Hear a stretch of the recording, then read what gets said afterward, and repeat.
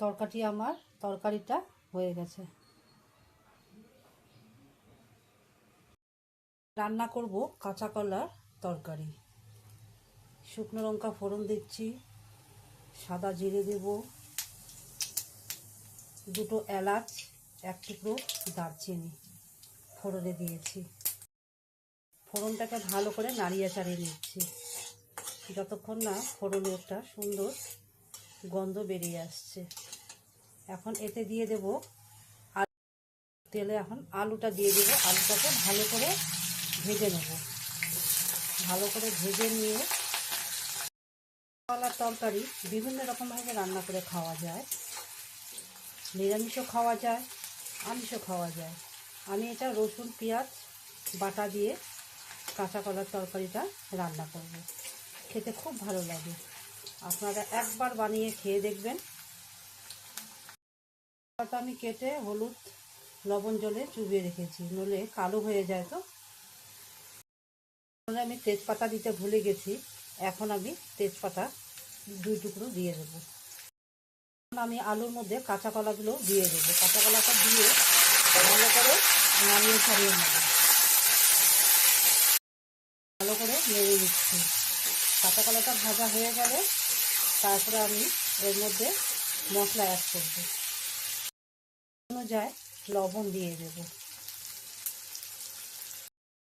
তাকে দিয়েও ভালো করে আমি নাড়িয়ে চাড়িয়ে নিচ্ছি।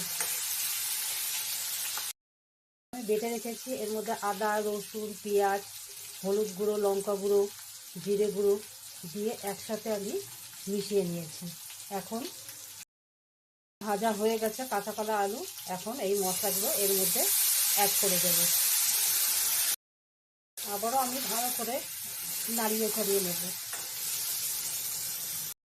ভিডিওটা কে কোথা থেকে আপনারা দেখছেন একটু কমেন্ট করে জানালে খুব ভালো লাগবে, না জানতে পারবো যে আমার ভিডিও সবাই দেখছে কে কোথা থেকে।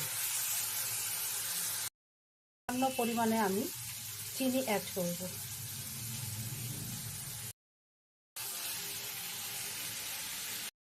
আর কষানো হয়ে গেছে, এখন এটা আমি অ্যাড করব গরম জল। গরম জল দিলে ভালো হয় আর কি টেস্টটা। আমি গরম জল অ্যাড করে দেব। এখন এটা ঢাকনা দিয়ে ঢেকে দেব 10 মিনিটের জন্য। রান্নাটি আমার হয়ে গেছে। সামান্য পরিমাণে গরম মশলা অ্যাড করব, করে দিয়ে দিব সামান্য পরিমাণে ঘি। গরম মশলা দিয়েছি, এখন ভালো করে নাড়িয়ে চাড়িয়ে কাঁচা কলার তরকারিটা আমি নামিয়ে নেব। হয়ে গেছে।